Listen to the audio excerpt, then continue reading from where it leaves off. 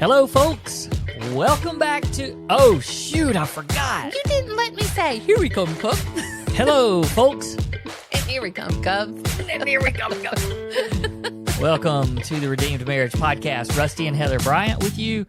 And, man, we're going to have... This is summer shorts.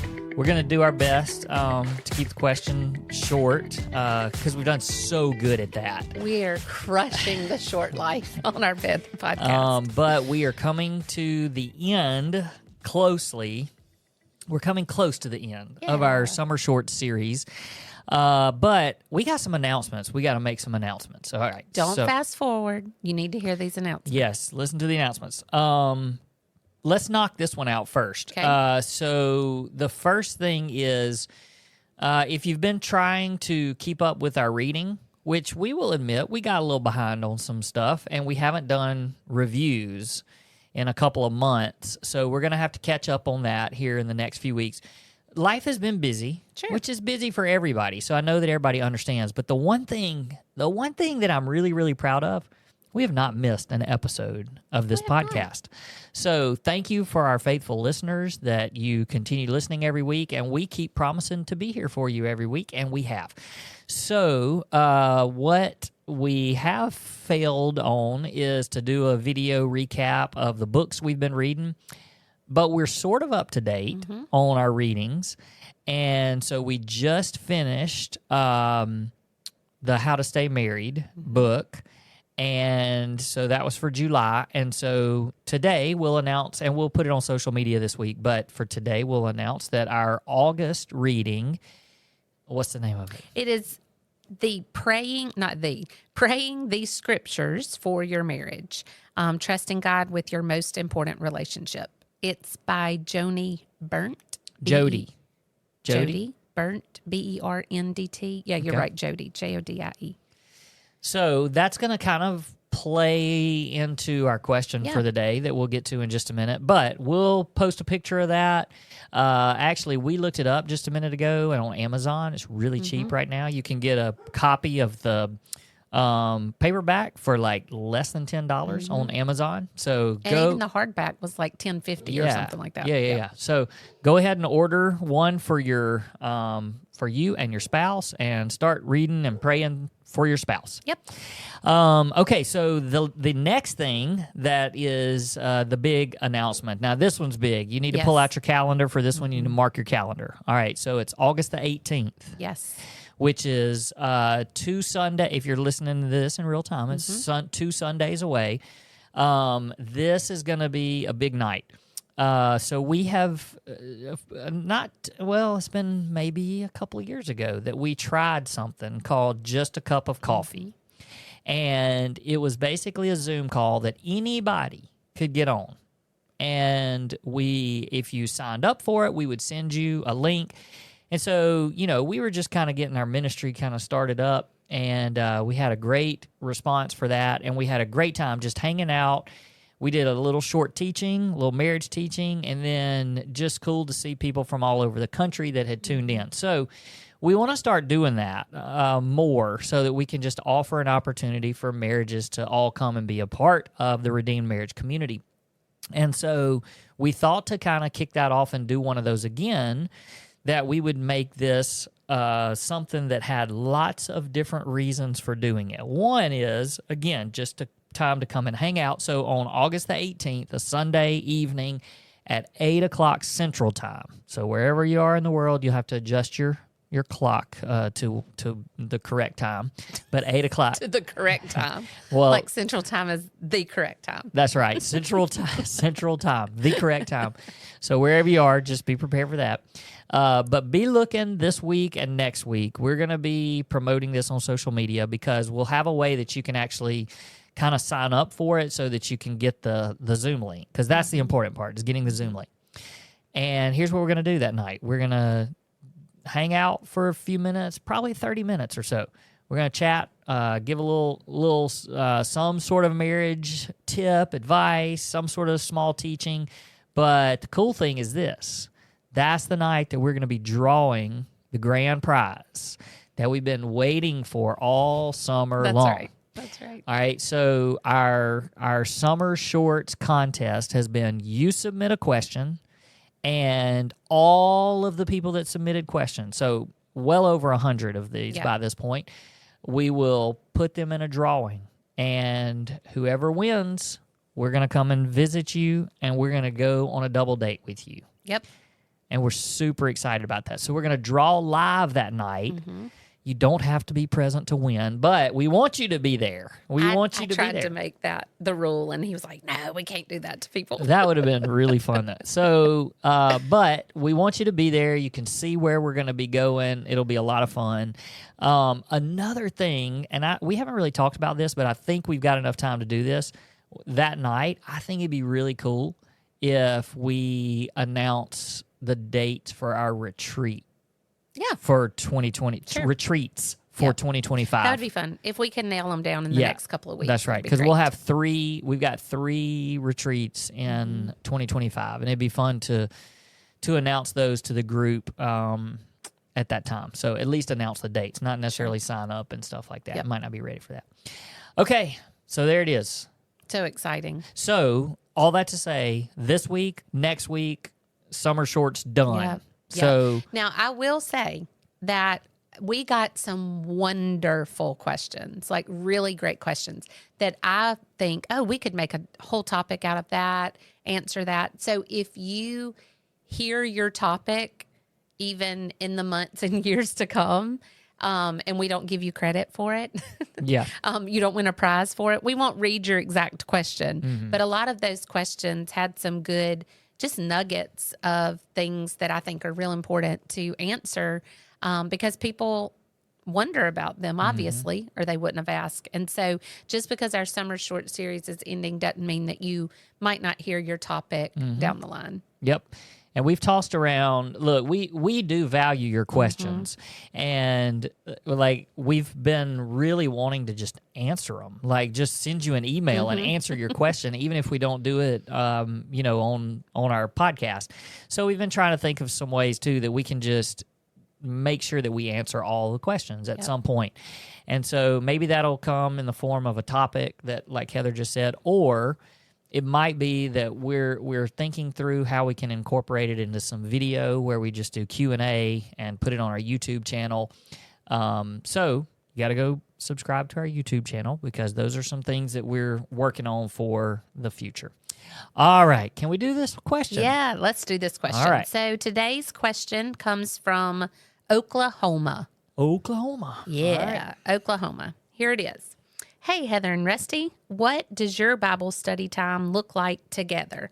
How do you grow closer to the Lord and closer together? All right. It's a great question. There were several questions that kind of were the same theme of how do you grow spiritually together? And so I think it's an important question and maybe might surprise some people for sure. Yeah, so we get asked this question a lot, not just through question submissions like this, but a lot of times when we're doing marriage coaching and things like that, this comes up. And so, we have a lot of opinions. We also are not perfect in this area, so we want people to know that. I think that this is one of those things that's just a lifelong journey that you're trying to figure out with, you and your spouse. Because your spiritual life is a lifelong journey, just individually. So if it's that way individually, then it's obviously that way as a couple too. So you want to start with some of your thoughts and opinions? Yeah, so I definitely think that this answer is not just, a couple of things. It's not going to be the same thing for everybody. Like there's no way that we can sit here and say, if you'll do this, this, and this, then spiritually y'all will be connected. That it's just not possible because everybody connects to the Lord in a different way. Everybody's challenged by the Lord in different ways. And so we can't blanket an answer for this. And then 2, ours doesn't look the same all the time. Right. what we do together looks different through different seasons. I do remember that when we first started, we were in desperate times 13 years ago now, where we were like, we have to do something together. And someone, one of our mentors gave us the book Love and War Devotionals for Couples. There's a Love and War book, but then there's also a Love and War devotional for couples. And it is by John and Stacy Eldridge. And this was powerful for us. Now, it doesn't mean that you have to go through a marriage crisis for you to do this. If you need something just to jumpstart your Connectivity? connectiveness, Connectedness? connectedness. You almost are saying naked. Connectedness. Words are really hard for Heather. Yeah, they are. Whatever you need. I think this is a great place to start. So if you're like, we just need something to do together. It's not heavy. It's not, it's kind of just a short thing that you read together each day, and then there's some discussion. Yeah, I actually have the book in front of me. So if you're watching on YouTube, you can. We showed you the cover of it, but it's actually, the way it works is it's 8 weeks. And there's 5 devotions for each week. So it gives you a little grace period. So they're not doing all seven. But they are literally like 2 to 3 pages of a small book. And they are so practical. Like the all of the topics are just really practical and really good for, just about any couple. Yeah. So no matter the stage. Right. And I really like that, that Heather brought this up from the very beginning, because what we're going to talk about as far as what we do, some of you just might not be at that stage in your marriage. Right. And so you just are like, hey, I just need some advice. I'm just desperate for something. So what would be your advice? And our very simple advice would be, get this book, give it a try for 8 weeks. It'll help you to connect together. It'll spark some conversation. And then make sure that you pray together at the end of each time at the beginning discussion. Or end or whatever. And, maybe take turns, each one of you praying, because this is the way. What we're trying to do is to give you some very practical tips to just jumpstart your spiritual growth together. Yep. And I think that is a great way just to be intentional about it. If you're kind of feeling awkward about saying something to your spouse about it, where if you're like, I really want to do something together, but how do you say that? Because I think for a lot of women that's hard, because you don't want to overstep in, I'm trying to lead this family, and so it's just kind of an easy way to say, hey, Rusty and Heather, whatever, whoever said something about this devotional book. I thought we could try it. It's just 8 weeks. So it's not like you're committing to something for the rest of your life. Yeah.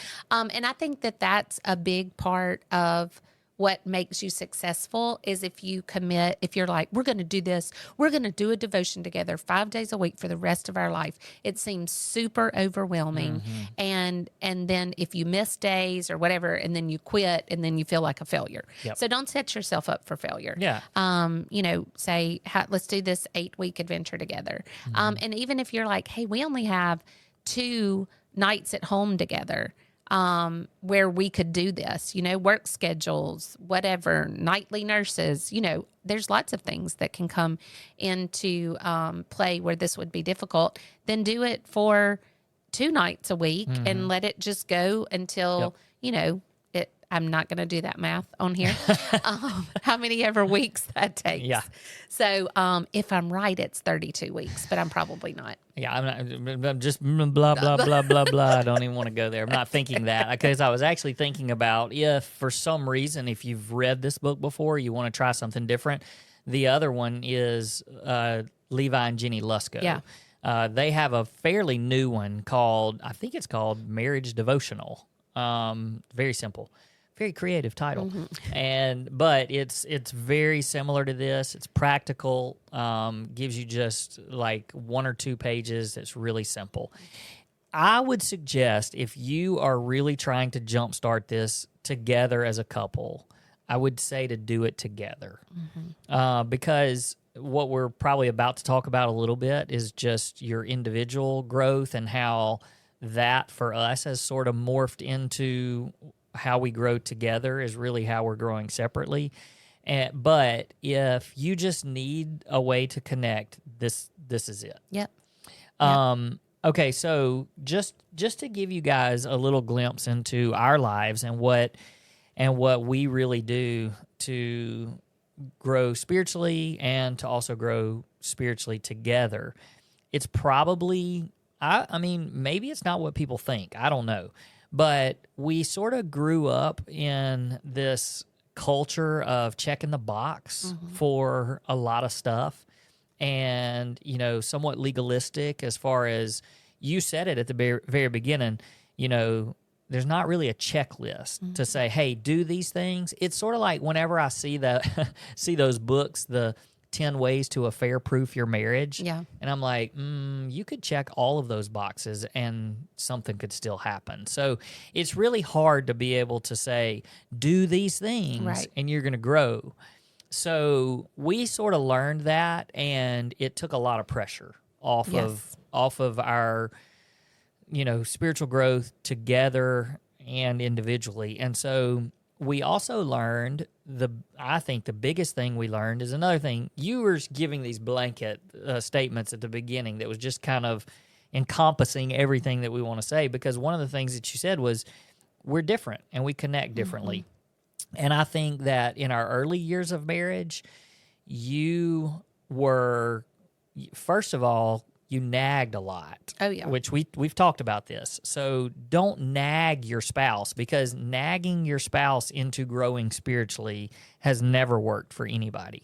So don't nag. You can be an encouragement. You can offer suggestions, but you can do it in a way that's not nagging. And so if, you know, that's one big part of it is don't try to force your spouse into doing something, especially don't try to force your spouse into doing something to connect with God that's not really their way of connecting with God. Now, all of that to also say there are things that we do to lead our families that maybe that's not the big connection. For instance, maybe some of you heard that and you thought, oh, well, I don't really connect with God by going to church, so I don't need to go to church. And I would say, no, you do those things because your family needs that. And, I mean, you're going to church not just to worship with your family, but for you to connect. Everybody needs that. Everybody needs community. Now, that might not be your number one connection. For me, we've learned there's like 9 different ways that you can connect with God. And so many of them overlap and bleed into each other. And most of us have 2 or 3 different ways. And like for me, mine is nature. So if I go for a run, it's a spiritual time for me. I pray a lot. For you, it's different. Yep. For me, it's worship. Just, you know, anytime I can put on worship music, or being in corporate worship, that's where I feel closest to the Lord, just in praise. For me, that's definitely what it is. I also like the relational part of that, journeying with people, encouraging, you know, having a mentor, having a best friend that we talk about what we're learning. That's just important to me. So the biggest point there is that it would be really silly for me to expect Heather to connect with God in the same way that I do. Because if I said, hey, you know, I like to go for a run every day and I spend time praying, and that's also how I worship. So you need to do that too, because if you don't, you're not connecting with God. Right. Well, if she had to go out and run and try to connect with God, I would be cussing. Yes. Not connecting with Not God. connecting. Cussing, not connecting. write that in Facebook That's this week. So, and in the same way, she used to try, she would do these Bible study. Well, and that's what I was going to say. Let me tell this Yeah. part because I thought that my way was intellectual because that's what my mentor is. Like Penny, oh my word, she loves to get out all the different, things, the pencils, the colored pencils, all the details of diving into what this Greek word means and what, and I was like, oh, well, that's how I have to do it because that's how she did it because I was learning. I mean, it's like a child watching their parent. And that's how you learn. And so I would do that because I thought that's how I needed to connect with the Lord. And then I tried to make you feel like that's how you should have connected with the Lord because that's all that I saw and all that I knew.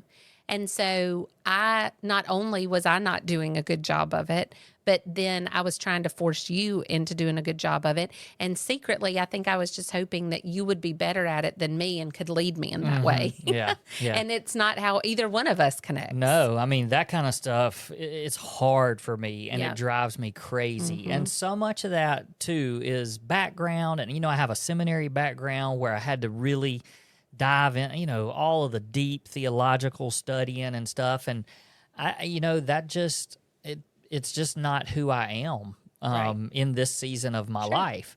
And so, but again, that kind of stuff can change. Yes. It may be that when I have more time, that maybe I decide that, I want to, or maybe I feel led and feel pulled to do that at that point. But, we're just trying to tell you guys, don't feel bad about being different in the ways that you connect with God. And so I would just say that you give each other the space to grow individually. Because to be honest, it's that whole, the triangle, with God at the top and us, at the bottom of the triangle, and we're each growing closer to God. And as we grow closer to God, you grow closer together. Right. And some of that can be some intentional, let's do this together. But the majority of that is you're growing closer to God individually, and it makes you grow closer together. That's right. And I would say that, again, this question for most people when they ask us this, it's because they're not in a real mature, growing relationship with God. Now we have everything. It's just like everybody else. Ours is a roller coaster. There's times that things are really, really good. We feel really, really close to God. We've had lots of time to invest in our spiritual life. And then other times there's just some dry seasons. I feel like that there was a moment for me where I really just had to ask God, how, like, you created me. Like, he created me and he knows the way that I connect with him best because that's how he made me. That's how he knit me together. And so I can remember when I was getting frustrated with all the different ways and feeling like I was doing that checkbox. I was like, God, you created me. How do you want me to connect with you? And I can remember really listening and asking and hearing how I connect best with him. And it's thinking through times of, gosh, I really felt close to God in that moment, or I really feel close to God in this. And that was really, really important for me. And so if you are, out there thinking, I don't know how to connect with God. What do you mean? Like, what is it that, what is it in me that God wants? How does God want to draw me to himself? That's what you have to figure out. And there's so many times that I catch myself saying, I just don't want to check a box. I just don't want to check a box. But that's not an excuse for not doing something. Like, you can't say, I'm not going to, I don't want this to be, what's the word that legalistic. And so I'm just not going to read my Bible every day. Well, I'm sorry. There has to be some things that you do out of obedience. Yeah, it's discipline. It's discipline. Right. It's obedience. It is, God, you call me to draw near to you. And so I'm doing this in obedience. And then your feelings kind of catch up with that. And so I think that's really important as far as, like, check don't check the box, but you still need to be doing something. I think the other thing is that I wanted to say was we get a lot of questions about, well, my spouse isn't. How can I encourage my spouse to? And that's where it gets tricky because you want to encourage them, but you're not in charge of them. Mm-hmm. And so, you can ask questions like, hey, what'd you learn today in your Bible? Or what have you been learning recently? Mm-hmm. What's God been Or teaching just you what recently? God's been teaching you. I mean, that's so much less confrontational, Sure. maybe is the word. Because if they're not because the defensive part of you could go, oh, you're trying to call me out because you haven't been seeing me read my Bible. Right. And I mean, that's just the natural Sure. thought. But God can teach us something all the time. So to start that conversation, sometimes that's what it is. Just like, hey, what have you, what's God been saying to you lately? Right. What have you been hearing from God lately? Yep. Instead of being the parent to your spouse, like that's not your job. Yep. And then the other thing that I was thinking about, so I think just admitting where I think we have not done a great job lately is kind of that level of accountability of saying, what's God teaching you lately? Where we're sharing instead of, because honestly, I'm kind of going through a little dry season to where when I wake up in the morning, I'm like, gosh, I could read Psalms. I could continue in my Bible in a year or 2 years, the plan that I'm doing, or oh, there's this great book that I love to read, the Don't Let the Enemy Have a Seat at Your Table. I mean, there's so many options. And I sit there and go, gosh, I don't know what to do today, or I did this and I didn't get much out of it. Maybe I should have done that. And so it's just an accountability of being able to be able to say to you, I'm kind of struggling right now. I'm kind of struggling with the intimacy. Now, I can put on a worship song on the way to school and have tears flowing down both sides just out of thankfulness. And so it's not like I'm not connecting with him, but as far as me growing in spiritual maturity, I feel like in that sense, I'm kind of in a dry season where I don't feel like I'm learning as much as I should be.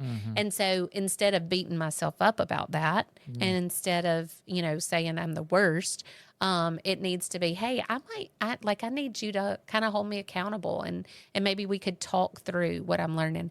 Last Sunday, you and both boys were in Oregon, and I didn't get to go because I'm teaching already.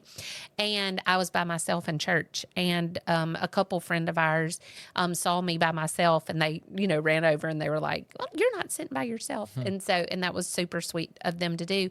But during the prayer time at the end, my friend leaned over and she was like, can you just pray for me? Because I'm having trouble right now in my personal relationship, in growing with him, because they've got 2 young kids. She's working 3 jobs. That, it's trying to find the time to spend with him.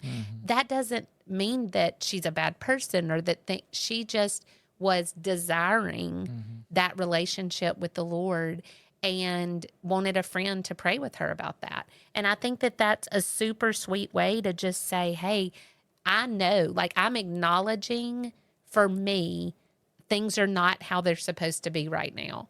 And I want to come alongside you, whether that's with your spouse. I think that's super. And I'm sure she told her spouse the same thing.